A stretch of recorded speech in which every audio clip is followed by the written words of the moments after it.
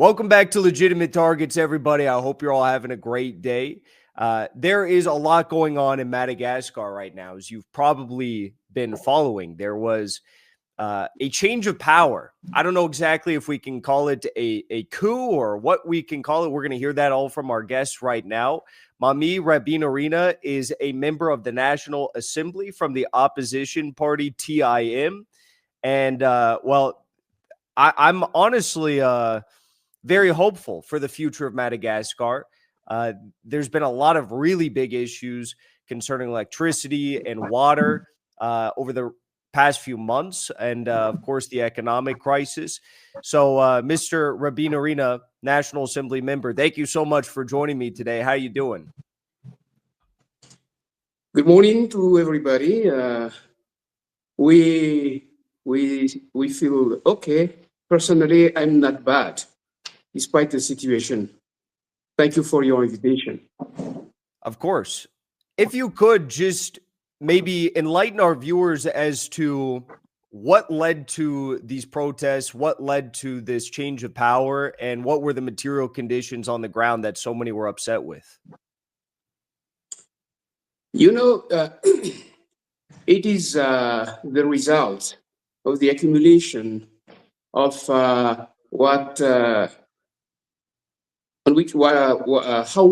people suffered in Madagascar since last years. So last month, exactly on the 25th, some elected people from the municipality of the city capital invited people to express themselves again, exactly for the shortages and outages of water and the power in Madagascar. That was the beginning. And people tried to answer to the invitation and went to the rendezvous. But of course, the military, the police, and the gendarmes were there to shut on the people. So we could not reach the place of democracy where we are supposed to talk. And there were many people died and wounded. There were also malls and companies that have been looted. The demonstrations lasted about 2 weeks, and then one part of the military decided to join the people because it seems they felt that the way the army treated the people was not human at all. So they decided to join the people, to protect the people, the protesters, to escort them to the place of democracy, as they think that once people are settled in the place of the democracy, there will be nothing, they will be peaceful. But the other parts of the army, there are gendarmes and police, still blocked the way to get to that place, and there was a fight between this unit of military and mainly the gendarme. So last Saturday exactly, there were I will say fight between them, and people finally could reach the place of democracy thanks to this part of the army. That was on Saturday. On Sunday, it seems that the president of the Republic, the former one, left the country secretly. So it seems that he left his palace by helicopter and went to a small island by the east of Madagascar, and then another aircraft waited for him, and then it took off with him and went, nobody knows where until now exactly. And on Monday, last Monday, the army went to the palace to confirm if the president was still there or not. So he was not in the palace. He was not at his personal residence.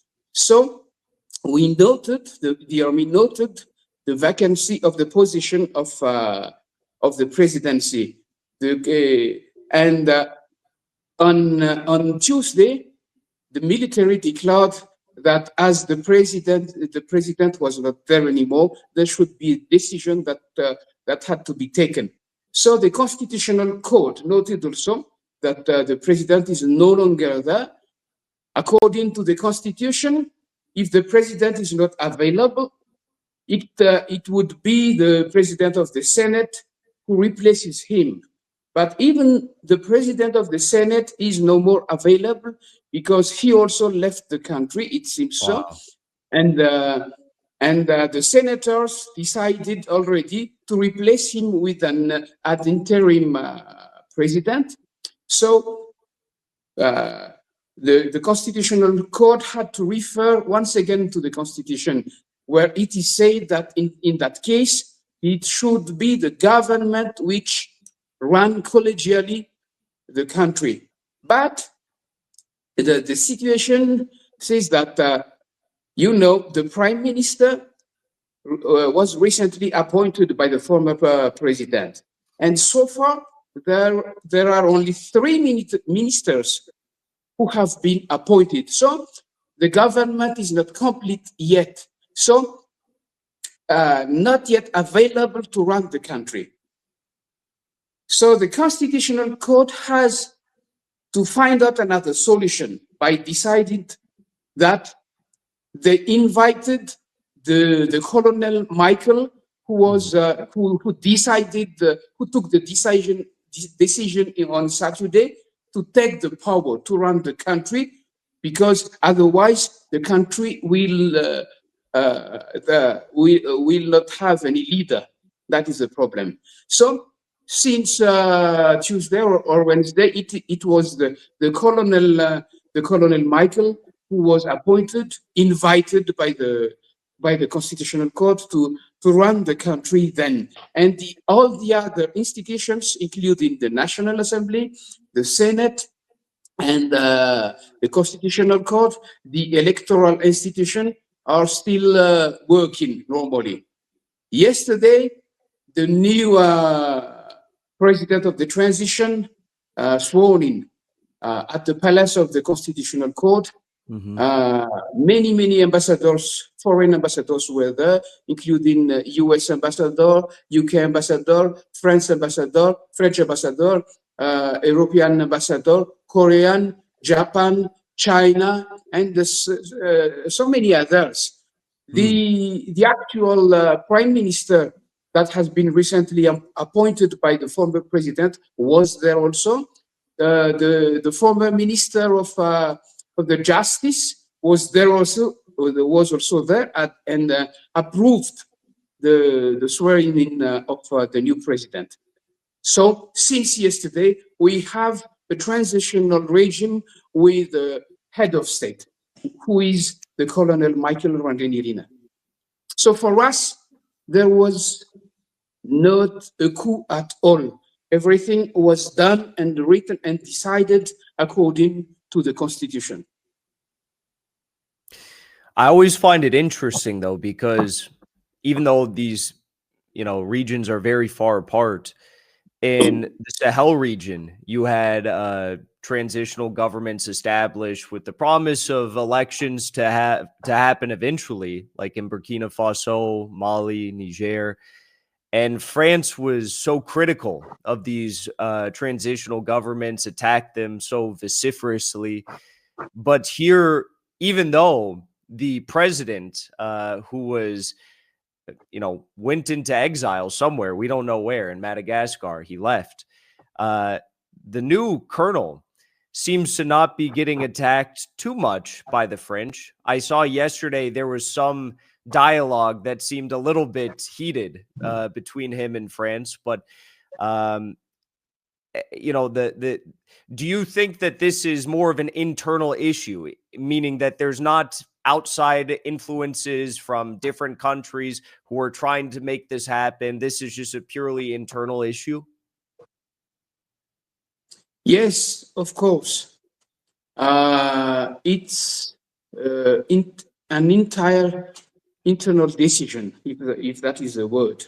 But that's why most of international organizations before yesterday thought that it was a coup and decided to suspend the country, Madagascar, from their organizations, from the activities of each organization. But once, let's say, for example, the United Nations, the SADC, the African Union already decided to take that way. But once they saw that it was really a decision taken from the Constitution by the Constitutional Court, I think they saw that it was an internal affair, and the local government, the local authority,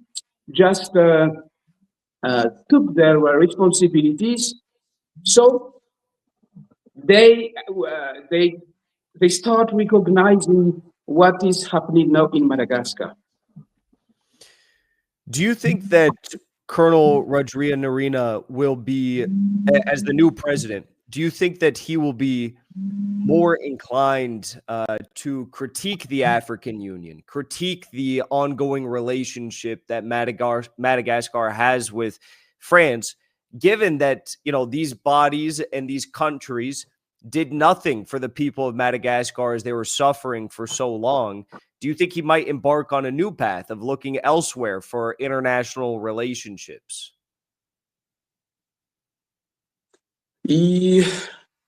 I think it would always be good for the country not to take distance from all partners that have been already working with the country. But it will be, if there will be a new decision to be taken, it is not impossible. I want to ask you one last question because I know you're a busy man. What are the next steps that the National Assembly and the different government apparatus within Madagascar are now hoping they can work with the new president on to alleviate the water issues, the electricity issues? What are the first steps that need to be taken?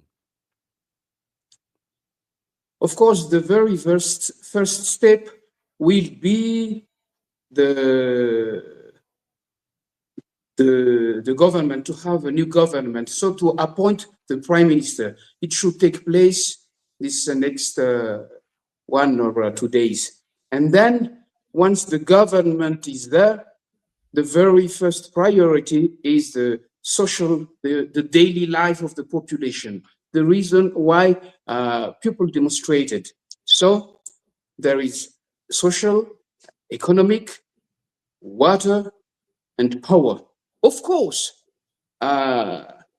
immediately, it is not hope to have a big solution, but at least the government should try to decide something, to start to have a new solution, because this problem of water and electricity and power, we had that since at least 15 years now, and we didn't have any solution. So people just hope that at least the next government will consider that problem as one of the priority. And then after that, we should go forward to new elections, because the transitional regime should not last too long, of course. So we are thinking of having that transitional regime at the maximum 2 years, because we should organize a national consultation to have voices from the people from all the regions, from all the areas. Madagascar is a very, very big country. And we intend to organize that national consultation just to receive what people are expecting, and of course to written or to amend the constitution to respond also to that demand of the people. So after the amendment or the vote of a new constitution, eventually, then the other elections will follow. There will be then anticipated elections. Very good. Mr. Rabenirina, thank you so much for joining me. And I hope nothing but the best for Madagascar. And I look forward to seeing where you and this new transitional government take your country in the future. So my love to all of you, and thank you so much. Thank you once again for your invitation, and thank you for your good wishes for the country. We wish you also the same for the life. Thank you.